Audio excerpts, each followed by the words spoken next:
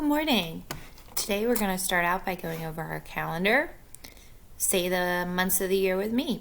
January, February, March, April, May, June, July, August, September, October, November, December. What month are we in?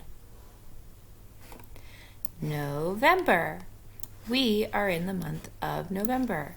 All right, let's say our days of the week together. Sunday, Monday, Tuesday, Wednesday, Thursday, Friday, Saturday. So yesterday was Tuesday. So if yesterday was Tuesday, what's today? Wednesday. Today is Wednesday. So if today is Wednesday, then tomorrow will be Thursday. All right, let's count our numbers. 1, 2, 3, 4, 5, 6, 7, 8, 9, 10, 11, 12, 13, 14, 15, 16, 17, 18. Today is the 18th day of November. I can say the whole thing.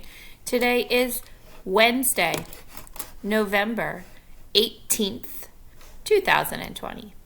Now it's your turn to do the activity on the next page. Have a great day.